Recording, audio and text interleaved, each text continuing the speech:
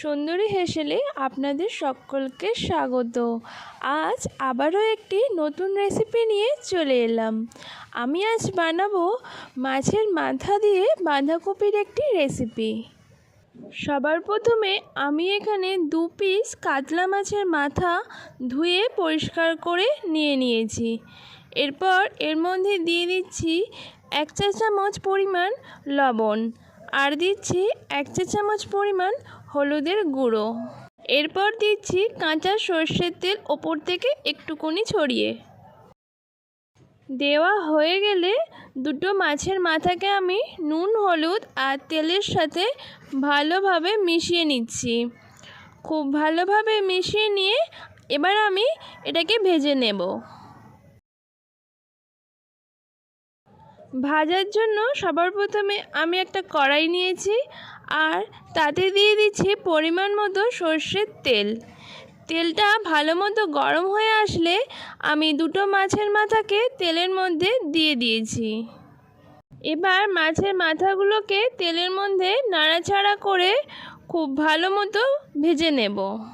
মাছের মাথাগুলো আমি অফ ক্যামেরায় ভালোভাবে ভেজে নিয়েছি। এবার আমি একটা প্লেটে তুলে রেখে দেব। এই রেসিপিটা বানানোর জন্য আমি এখানে নিয়েছি বাঁধাকপিটাকে আমি এরকম সরু সরু করে কুচিয়ে নিয়েছি। আর নিয়েছি আলুটাকেও আমি এইরকম ডুমো ডুমো সাইজের কেটে ধুয়ে পরিষ্কার করে রেখেছি।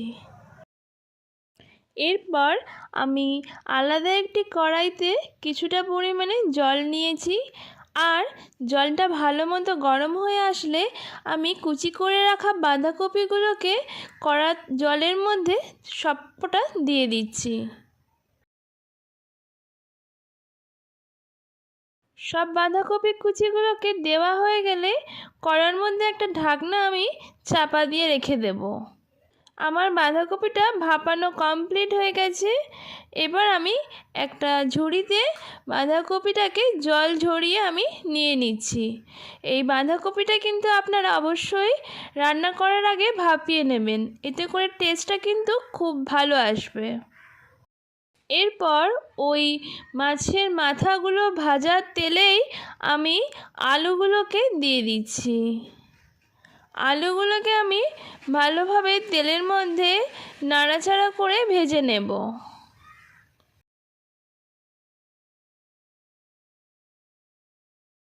আমি আলুগুলোর মধ্যে দিচ্ছি পরিমাণ মতো লবণ, দিয়ে সবটা আবারও ভালোভাবে নাড়াচাড়া করে আমি ভেজে নিচ্ছি। আমার আলুগুলো ভাজা কমপ্লিট হয়ে গেছে। এবার আমি কড়া থেকে নামিয়ে একটি প্লেটে রেখে দেব। দেখুন আলুগুলো কত সুন্দর ব্রাউন কালার হয়ে গেছে। এরপর আমি ওই কড়ার মধ্যেই আরও কিছুটা সর্ষের তেল অ্যাড করলাম। এবার তেলটা ভালো মতো গরম হয়ে আসলে আমি দুটো মিডিয়াম সাইজের পেঁয়াজকে কুচি করে কেটে নিয়েছিলাম, সেই পেঁয়াজ কুচিটা দিয়ে দিলাম। পেঁয়াজ কুচিটা তেলের মধ্যে দিয়ে খুব ভালোভাবে আমি নাড়াচাড়া করে নিচ্ছি, যাতে পেঁয়াজটা ভালোভাবে ভাজা হয়ে যায়।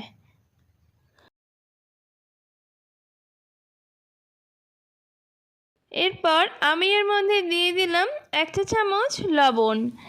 লবণটা দেওয়া হয়ে গেলে আবারও ভালোভাবে পেঁয়াজটাকে আমি নাড়াচাড়া করে ভেজে নিচ্ছি। লবণটা দেওয়ার কারণে পেঁয়াজটা খুব তাড়াতাড়ি নরম হয়ে যাবে। এরপর এর মধ্যে আমি দিচ্ছি 1 চা চামচ আদা বাটা আর 1 চা চামচ রসুন বাটা। আদা রসুনটা দেওয়া হয়ে গেলে আবারও আমি সব কিছুকে খুব ভালোভাবে নাড়াচাড়া করে তেলের মধ্যে ভেজে নেব। খুব ভালোভাবে সময় নিয়ে এটা ভাজতে হবে, যাতে করে আদা রসুনের যেটা কাঁচা গন্ধ আছে সেটা পুরোপুরি চলে যায়। আমি খুব ভালোভাবে তেলের মধ্যে এটাকে ভেজে নিয়েছি। এরপর আমি এর মধ্যে দেব 1/2 চা চামচ হলুদ গুঁড়ো আর 1/2 চা চামচ লাল লঙ্কার গুঁড়ো, আর ভালো কালার আসার জন্য দিচ্ছি 1 চা চামচ কাশ্মীরি লাল লঙ্কার গুঁড়ো। সবকটা মশলা দেওয়া হয়ে গেলে আমি আবারও সব কিছুকে একসাথে ভালোভাবে নাড়াচাড়া করে মিশিয়ে নিচ্ছি। খুব ভালোভাবে মশলাগুলোকে তেলের মধ্যে কষিয়ে নিতে হবে।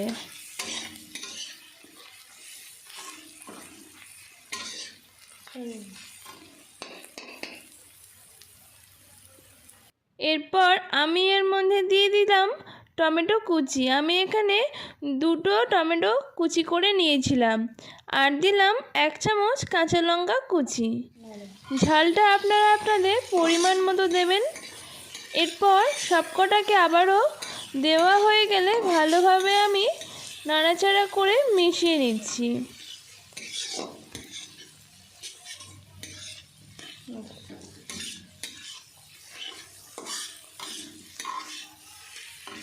এরপর আমি কিছু মশলা অ্যাড করব। প্রথমেই দিয়ে দিলাম 1/2 চা চামচ জিরের গুঁড়ো, আর দিচ্ছি 1/2 চা চামচ ধনের গুঁড়ো, আর অ্যাড করছি 1/2 চা চামচ গরম মশলার গুঁড়ো। সবকটা মশলা দেওয়া হয়ে গেলে আমি আবারও একটি খুন্তির সাহায্যে সবকটা মশলাকে ভালোভাবে নাড়িয়ে চাড়িয়ে মিশিয়ে নিচ্ছি। মশলাটাকে খুব ভালোভাবে কষিয়ে নিতে হবে। এই সময় অবশ্যই একটু জল দেওয়া প্রয়োজন, না হলে মশলাগুলো পুড়ে যেতে পারে। আর জলটা দেওয়া হয়ে গেলে মশলাগুলো কষাতেও খুব সুবিধা হয়। জলটা দিয়ে আমি খুব ভালোভাবে মশলাগুলোকে কষিয়ে নিচ্ছি। দেখুন টমেটোটা একেবারেই নরম হয়ে গেছে। ঠিক এই পর্যায়ে আমি আগে থেকে যে আলুগুলো ভেজে রেখেছিলাম সেই ভাজা আলুগুলোকে দিয়ে দিলাম, আর দিচ্ছি ভাপিয়ে রাখা বাঁধাকপিগুলোকে। দেওয়া হয়ে গেলে সব কিছু আবারও একসাথে ভালোভাবে মিশিয়ে নিতে হবে। সময় নিয়ে খুব ভালোভাবে বাঁধাকপি আর আলু আর মশলাগুলোকে আমি ভালোভাবে মিশিয়ে নিচ্ছি।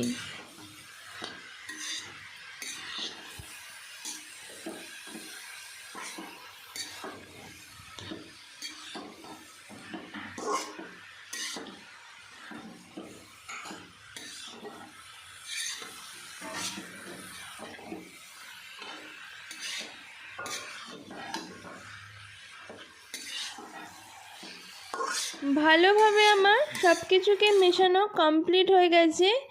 এরপর আমি এর মধ্যে দিয়ে দিচ্ছি স্বাদ মতো লবণ। লবণটা দেওয়া হয়ে গেলে আবারও সব কিছুকে ভালোভাবে মিশিয়ে নিতে হবে।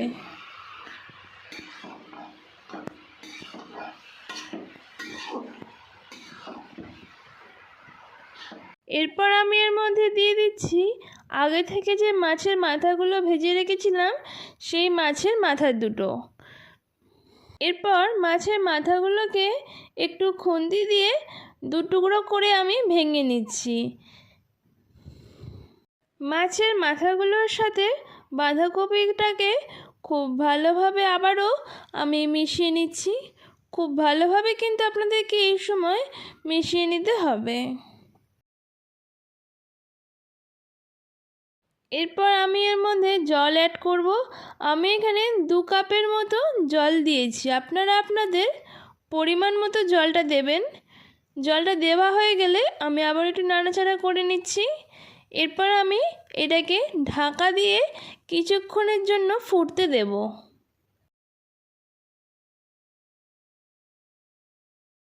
ঢাকনাটা খুলে দেখুন কত সুন্দর ফুটছে। এরপর আমি ওপর থেকে ছড়িয়ে দিলাম কিছুটা ধনেপাতা কুচি।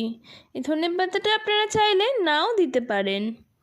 ধনেপাতা কুচিটা দেওয়ার পর আমি আবারও সব কিছুকে একসাথে ভালোভাবে মিশিয়ে নিচ্ছি, যাতে ধনেপাতাটা সব কিছুর সাথে ভালোভাবে মিশে যায়। ধনেপাতাটা মেশানো হয়ে গেলে আমি আরও 2 থেকে 3 মিনিট এটাকে ফুটতে সময় দিয়েছি। এরপর গ্যাসের ফ্লেমটা অফ করে দিলেই আমার আজকের মাছের মাথা দিয়ে বাঁধাকপি রেসিপি পুরোপুরি কমপ্লিট হয়ে গেছে। এরপর আমি কড়া থেকে নামিয়ে একটি সার্ভিং বলে রেখে দিচ্ছি। এই মাছের মাথা দিয়ে বাঁধাকপির রেসিপিটা গরম ভাতের সাথে খেতে খুবই ভালো লাগবে। আপনারা বাড়িতে ট্রাই করে দেখতে পারেন। আশা করছি আপনাদের খুবই ভালো লাগবে।